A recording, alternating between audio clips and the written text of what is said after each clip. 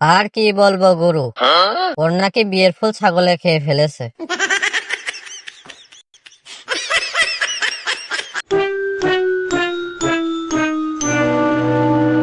কি রে হায়াত, তুই উপরের দিকে তাকাই কি দেখছিস? বন্ধু, সবার বলে বিয়ের ফুল ফুটে গেছে।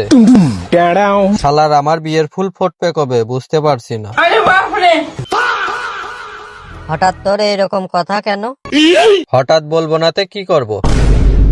আমার মনে হয় আমার বিয়ের ফুল কলি অবস্থায় ছাগলে খেয়ে ফেলেছে। তোদের কি হয়েছে রে? তোরা কি বলা বলি করছিস? বল দিনি আমি একটু শুনি। আর কি বলবো গুরু, ওর নাকি বিয়ের ফুল ছাগলে খেয়ে ফেলেছে।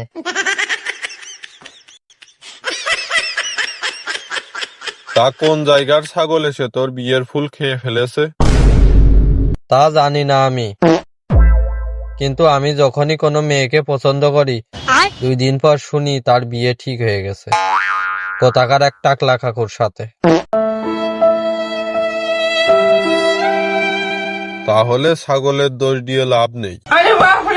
এটা সরকারি চাকরিজীবী কাকুদের সিন্ডিকেট। ঠিক বলেছ গুরু, আমি পছন্দ করি আর কোথা থেকে যেন একটা সরকারি চাকরিজীবী কাকু এসে আমার বাগানের ফুল ফুটার আগে কলি অবস্থায় তুলে নিয়ে চলে যায়। সেই সময় তুই দেখিস আর কি বলিস? আমি কি করব আর কি বলবো? দূর থেকে দাঁড়াই দেখি আর মনে মনে বলি, যাও ফুল যাও, সুখে থাকো। সমস্যা তোর ফুলেরও না, সমস্যা তোর বাগানেরও না, সমস্যা তোর পছন্দর। তুই মেয়ে পছন্দ করতে করতে 3 বছর লাগাস। ভালোভাবে না চিনে কিভাবে বিয়ে করব? তোর আর ভালোভাবে চিনার দরকার নেই। তোর মেয়ে চিনতে চিনতে ওই মেয়ে 2 বাচ্চার মা হয়ে যায়। তোরা যা শুরু করলি, আসলে আমার কপালটাই খারাপ। না, কপাল খারাপ না, তোর মেয়েদের ভরসার বাগানে সিকিউরিটি নেই, তাই জন্য যে আসে সেই ফুল ছিঁড়ে নিয়ে চলে যায়। এই বন্ধু শোন, আমি একটা উপায় বের করেছি। কি রে, কি উপায়? একটু তাড়াতাড়ি বল।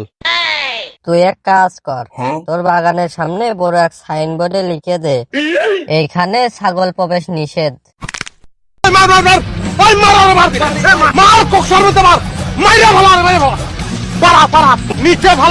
তো গাইজ, ভিডিওটা কেমন লাগলো?